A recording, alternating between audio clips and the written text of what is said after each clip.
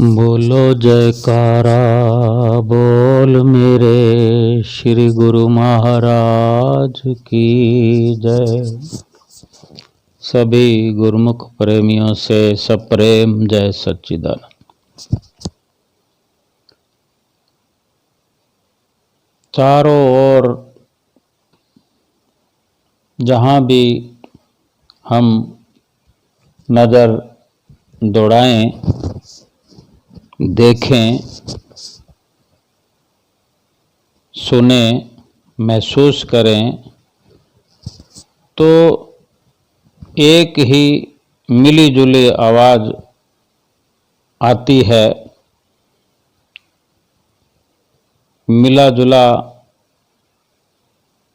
असर देखने को मिलता है कि हर किसी के जहन के अंदर ख्वाहिश है, हर किसी के विचारों में, बातचीत में, व्यवहार में एक असर दिखता है कि उसकी जो कुर्बानी है, वो कोशिश जो करता है, वो हर पल कुछ बनना चाहता है। तीव्र अभिलाषा है उसकी कि वो हर इंसान ऐसी पदवी प्राप्त करे, ऐसा वैभव प्राप्त करे, ऐसा एक रुतबा प्राप्त करे कि उसकी कले कल्पना खत्म हो जाए, जो उसकी परेशानी है खत्म हो जाए। लेकिन अगर संतों महापुरुषों के नज़रिए से देखा जाए, सोचा जाए, विचार किया जाए तो कले कल्पना खत्म तो किसी की हुई ही नहीं।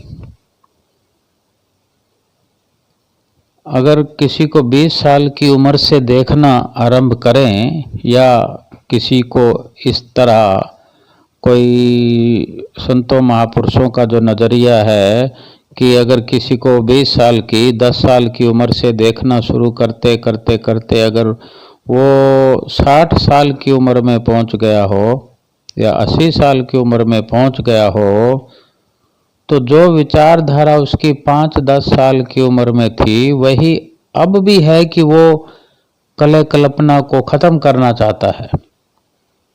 लेकिन हम विचार करें कि वो कब से लगा हुआ है, जब से संसार में आया है, होश संभाला है, तब से लगा हुआ है कि मेरा दुख खत्म हो जाए, परेशानी खत्म हो जाए, मैं ये बन जाऊं, वो बन जाऊं। लेकिन वो बन नहीं पा रहा है। बन तो बहुत कुछ गया है।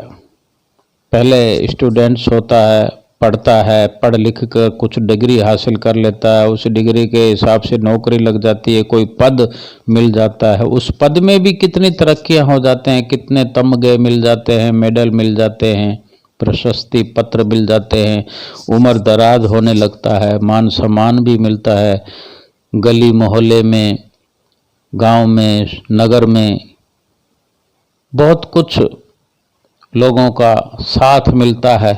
लेकिन फिर भी उसकी कल्पना खत्म क्यों नहीं होती? क्या चाहता है वो? अब ये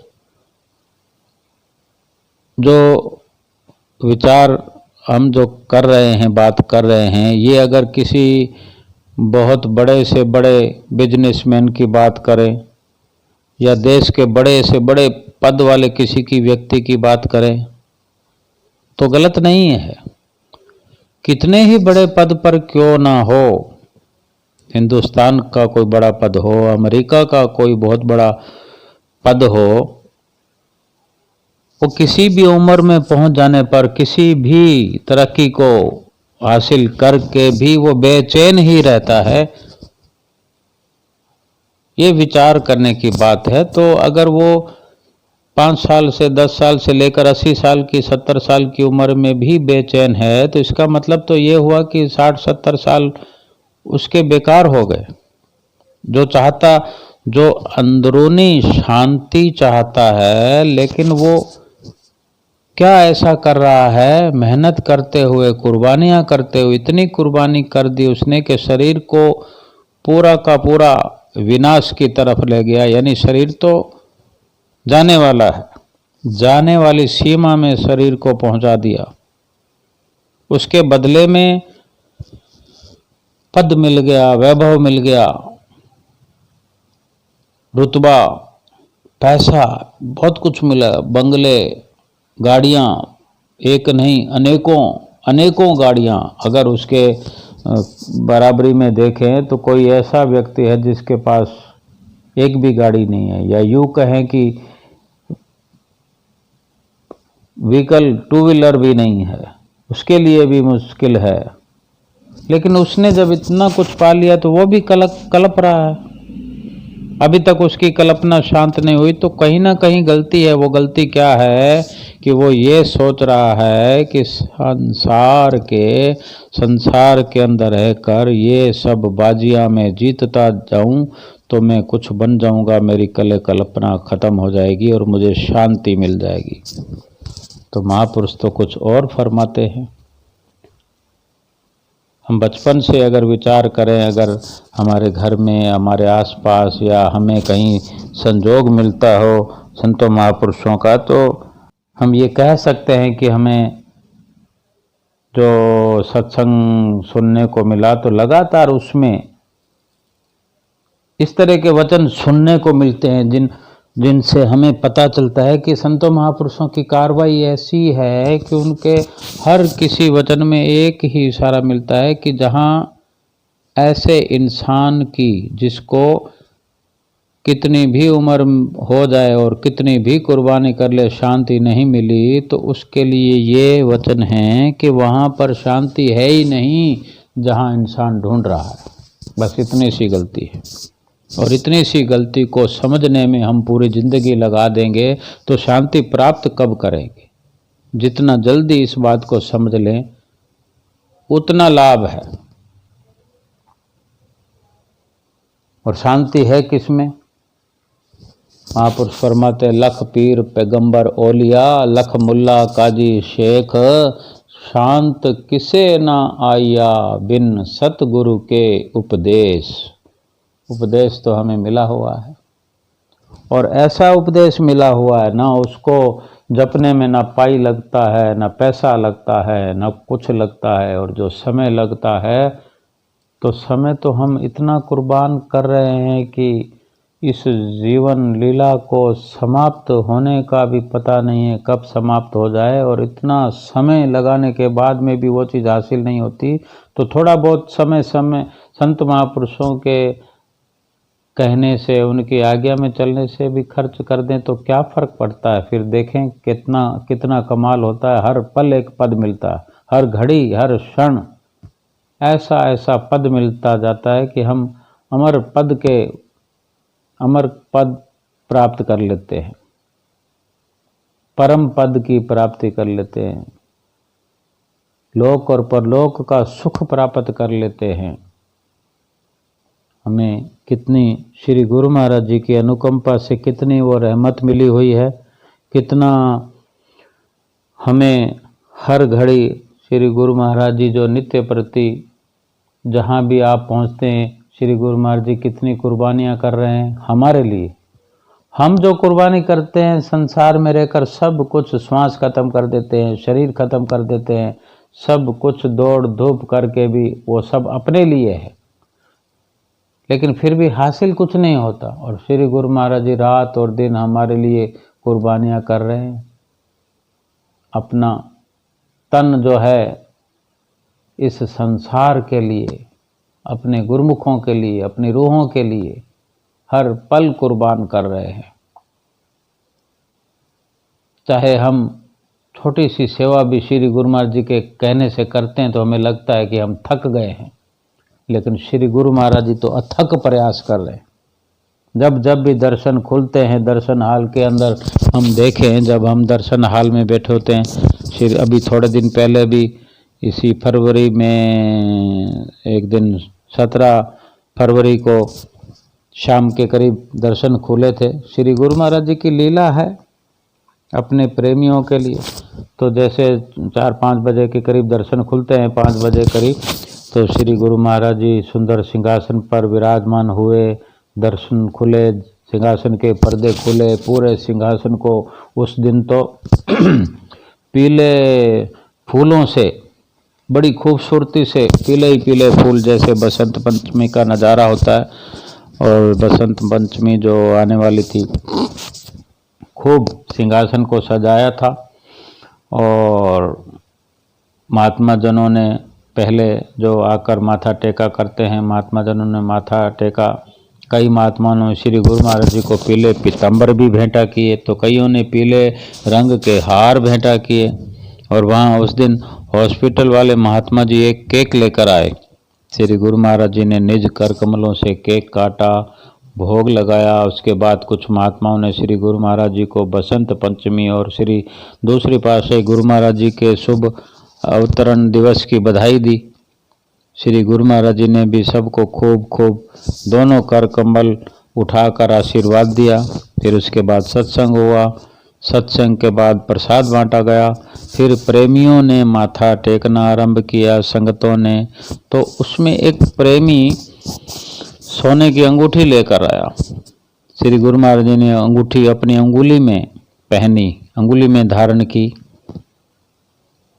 और उन भगत जी को बार बार आशीर्वाद दिया। संगत माथा टेकती रही, श्री गुरु महाराज जी सबको आशीर्वाद देते रहे। एक प्रेमी बसंत पंचमी के उपलक्ष्य में एक दोहा लिख कर लाया। एक बड़ा थोड़ा पोस्टर बना होता है जैसे, वो श्री गुरु महाराज जी को निज कर कमलों में पहुंचाया। श्री गुरु महाराज जी ने अपने कर कमलों में लेकर वो दोहा पकड़ा और उसको पढ़ा।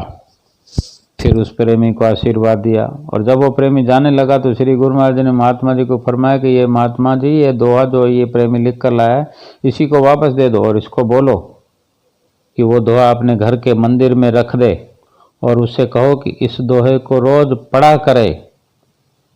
फिर श्री गुरु महाराज जी ने उससे प्रसाद फिर से दिया, आशीर्वाद दिया। एक प्रेमी ग्रीटिंग कार्ड लेकर आया। श्री गुरु महाराज जी ने ग्रीटिंग कार्ड भी पढ़ा उसका और उसे फिर वापस दे दिया। इसी तरह प्रेमी चलते रहे, माथा टेकते रहे। उसके बाद एक प्रेमी ने हार भेंटा किया तो महात्मा जी ने वो एक तरफ रख दिया। उस प्रेमी ने फिर इशारा किया, वो खड़ा रहा। तो श्री गुरु महाराज जी देखने लगे तो उन्होंने महात्मा जी से कहा कि ये क्या कह रहा है। तो महात्मा जी ने विनती की, स्वामी जी ये हार लेकर आया है। तो स्वामी जी ने फिर वो हार भी गले में धारण किया। एक प्रेमी डमरू लेकर आया।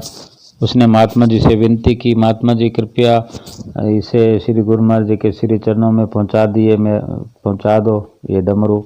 तो श्री गुरु महाराज जी ने वो निज कर कमलों से डमरू पकड़ा, फिर बजाया।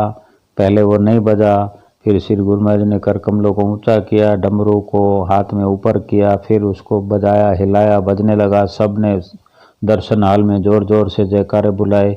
ये गुरु महाराज जी के चरणों में प्रेमी आकर विनती करता है कि स्वामी जी मेरा काम काज नहीं चल रहा, काम काज में बरकत हो जाए, स्वामी जी कृपा करो। तो श्री गुरु महाराज जी ने फरमाया चिंता ना करो, और फरमाया कि श्री गुरु महाराज जी के जो 5 नियम है उनकी एक नित्य प्रति पालना करो और 1 घंटा भजन भी करो। श्री परमहंस दयाल जी महाराज जी की कृपा से आपके सारे काम पूरे हो जाएंगे। संगत माथा टेकती रही। कुछ प्रेमी बड़े बड़े टेडी बियर लेकर आए। उन्होंने श्री गुरु महाराज जी से कहा स्वामी जी हैप्पी बसंत पंचमी, और उन्होंने विनती की स्वामी जी हम आपके लिए टेडी बियर लेके आए हैं। श्री गुरु महाराज जी ने वे टेडी बियर अपने कर कमलों में पकड़े और उन प्रेमियों को बहुत बहुत आशीर्वाद दिया। इस तरह सब ने मत्था टेक लिया। फिर नाचने वाला भजन, फिर सब संगत नाचने लगी, आगे आ गई और गुरु महाराज जी सब संगतों को देखकर मुस्कुराने लगे, आशीर्वाद देते रहे। गुरु महाराज जी ने प्रेमी महात्मा जी से कहा कि सत्संग करो।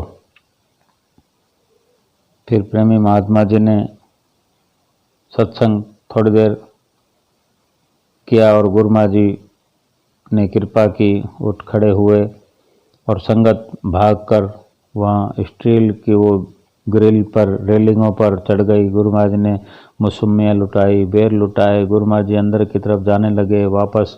फिर गुरु महाराज जी पीछे मुड़कर फिर आशीर्वाद देने लगे। सारी संगत तालियां बजा रही थी। गुरु महाराज जी भी ऊपर की तरफ अपने दोनों कर कमलों को उठाकर तालियां ऐसे बजाने लगे और सारी संगत जयकारे बुलाने लगी।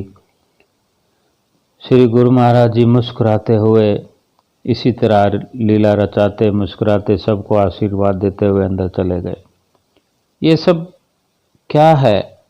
ये गुरु महाराज जी की तरफ से कुर्बानी ही तो है कि वो हमारे लिए थक रहे हैं, हमारे लिए अथक प्रयास कर रहे हैं, यानी थक कर भी उनको खुशी होती है। उनको कितनी उनकी कृपा है, कितना उनका प्यार है कि वो हमें सब कुछ लुटा देना चाहते हैं। अगर वो मौसमियाँ लुटा रहे हैं, बेर लुटा रहे हैं, कुछ और लुटा रहे हैं, टॉफ़ियाँ लुटा रहे हैं, वो खाली बेर मौसमियाँ और टॉफ़ियाँ नहीं है, उनके भाव हैं, उनका प्यार है कि वो सब कुछ आपको लुटा देना चाहते हैं। सृष्टि का सब बड़े से बड़ा सुख हमें वो दे देना चाहते हैं। केवल हमसे उम्मीद करते हैं 5 नियमों की पालना करो जो पंचम पातशाही गुरु महाराज जी ने बनाए हैं। 1 घंटा सिमरन नित्य प्रति करो जो तीसरी पातशाही गुरु महाराज जी ने अपने समय में निर्धारित किया था।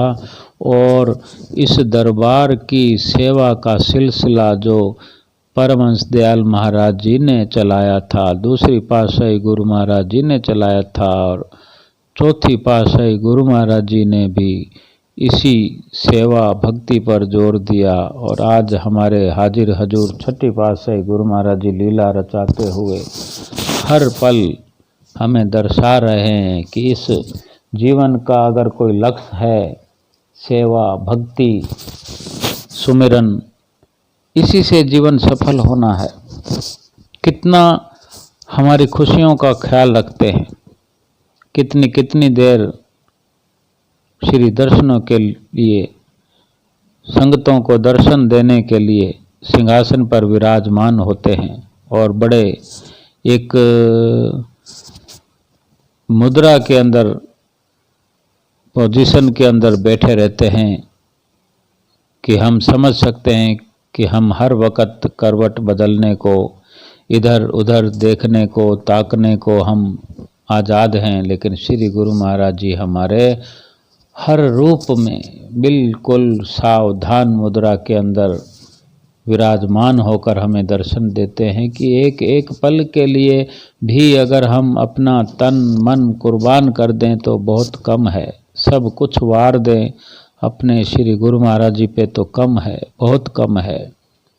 लेकिन श्री गुरु महाराज जी को तो कुछ नहीं चाहिए हमसे, वो केवल हमारा भला चाहते हैं, हमारे जीव आत्मा का भला चाहते हैं। हम पर जो युगों से दुखों की काली बदली छाई हुई है, 84 लाख योनियों में हमें जो दुख मिले, कष्ट मिले, यातनाएं सहन करनी पड़ी, उन सब को मिटाकर ख़त्म करके सिमरन से, सेवा से, दर्शनों से, श्री आरती पूजा से, नित्य नियमों से सब कुछ समाप्त करके हमें साफ सुथरा करके अपने लोक में अपने साथ रखना चाहते हैं।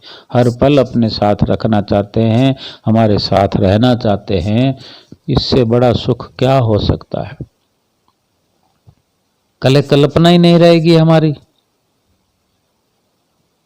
और जब इस अवस्था में हम पहुँचेंगे, श्री गुरु महाराज जी के रहनुमाई में रहेंगे, उनकी संगत सोबत में रहेंगे, उन पर, उनके वचनों पर दृढ़ विश्वास करेंगे, तभी तो ये सब मुमकिन है, ये सब हो पाएगा। ये कोई मुश्किल काम नहीं है। मुश्किल इतनी है कि अटल विश्वास की ज़रूरत है। अटल विश्वास हो जाए, अनन्य भक्ति हो जाए, केवल केवल एक ही मत हो जाए, सेवक और स्वामी की एक मत हो जाए। चतुराई हम अपनी खत्म कर दें, सेवक स्वामी एक मत, जो मत में मत मिल जाए, चतुराई रीझे नहीं, रीझे मन के भाई। क्योंकि चतुराई से भगवान रीझते नहीं हैं, मन के भाव से रीझते हैं। हमारे मन के भाव सुंदर हों, साफ सुथरे हों, मन हमारा पाक साफ हो जाए, फिर कुछ भी देर नहीं है। स्वामी हमारे हुए और हम अपने स्वामी के हुए, एकाकार हो गया। मत में मत मिल गई तो एकाकार हो गया। जिस घड़ी का हमें जन्मों से इंतजार था, वो घड़ी अभी इसी वक्त पूर्ण हो सकती है और हमको करना है। बोलो जयकारा, बोल मेरे श्री गुरु महाराज की जय।